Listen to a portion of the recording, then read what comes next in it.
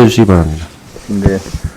그 광화문 집회에 대해서 좀 정리를 해보겠습니다. 그 위험성에 대해서 아마 야당 의원님들이 좀 간과하고 계신 거 아닌가 싶어서요.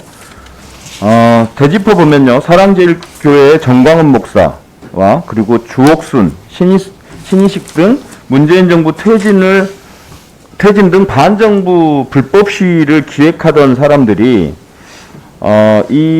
당시에 정광훈 목사 등이 정부가 고의로 코로나19 확진자 수를 늘리고 있다.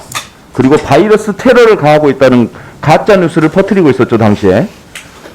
그리고 집회 강행을 위해서 이미 확진자가 발생한 사랑제일교회 신도들에게 검사를 받지 말아라.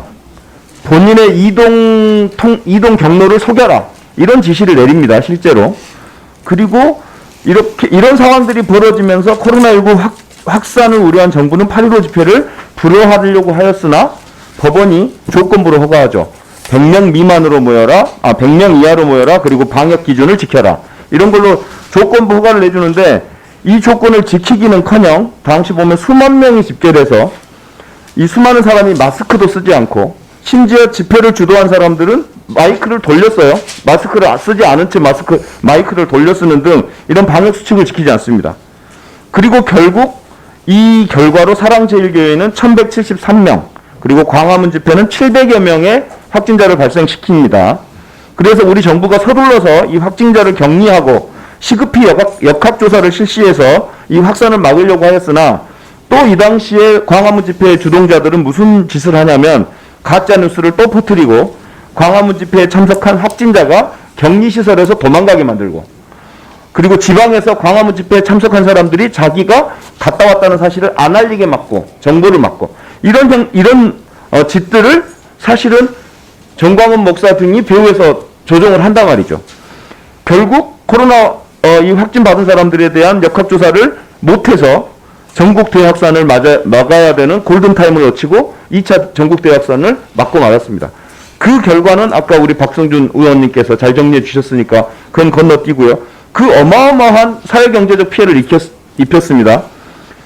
이런 사태를 막기 위해서 노력한 정부와 경찰과 서울시를 격려하기는커녕 이 광화문 집회의 주동자들을 비판하기는커녕 이자들을 편들고 나서는 야당의 모습을 우리 국민들이 어떻게 볼까 심히 걱정입니다. 그리고 이 국민들의 정서와 생각과 점점 민심과 멀어지고 있는 야당의 모습을 보면서 이걸 안타까워해야 할지 우리가 안도를 해야 될지 여당으로서 이런 생각이 들 정도로 좀 찹찹한 심정입니다. 비서실장님, 정광훈 목사든 이 코로나 확산에 이 광화문 집회를 주도해서 코로나 확산에 주도한 주동자들을 구상권 청구를 했어요.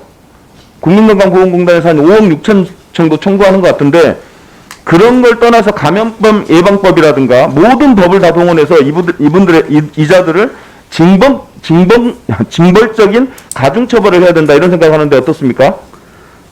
네, 그것은 법원에서 잘 판단하리라고 생각합니다. 네. 이제 정책실장님께 묻겠습니다. 예. 이소영 의원님께서 많이 질의를 해줘서 저는 다른 건 건너뛰고요. PPT 한번 띄워주세요. 네. 대통령께서 이제 지난 시정연설을 통해서 탄소 중립 선언을 했고요. 그리고 지난 국무회의에서도 기후 위기 대응은 선택 아닌 필수라고 말씀해 주셔서 탄력을 받을 것 같습니다.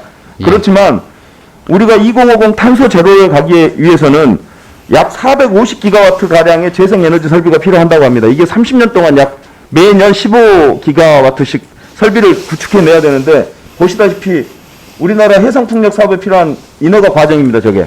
저 과정을 다 거치면 어느 정도 시간이 걸리는지 아십니까? 가르쳐 주십시오. 약 한 10년 정도가 소요됩니다. 빨라야. 그래서 사업성을 다 놓쳐버려요. 그러니까 정부에서 굉장히 큰 의미를 가지고 밀고 가고 있는 정책이 저런 현실 속에서 좌초되고 있는 거죠. 한번 다음 페이지 넘겨주세요. 이게 덴마크에서 실시하고 있는 원스톱샵이라고 하는 프로젝트입니다. 그래서 딱 정치적 결정이 나면 쭉 화살표들을 해서 쫙 저 끝까지 사업이 실행되는데 얼마가 걸리냐면 34개월 정도가 소요된다고 합니다.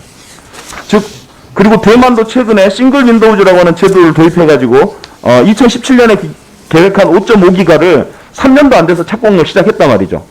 우리도 저런 원스톱샵 같은 개혁이 필요하다고 보여지는데 실장님 생각은 어떻습니까? 예, 전적으로 동의하고 있고요. 특히 이 해상풍력의 인허가와 관련된 핵심 부처가 환경부와 해수부인데요. 이 두 부처의 어떤 인허가 절차를 통합하기 위한 노력을 지금 하고 있고, 그 외에 다른 부처와 관련해서도 최대한 그 인허가 기간을 단축하도록 노력하겠습니다. 예.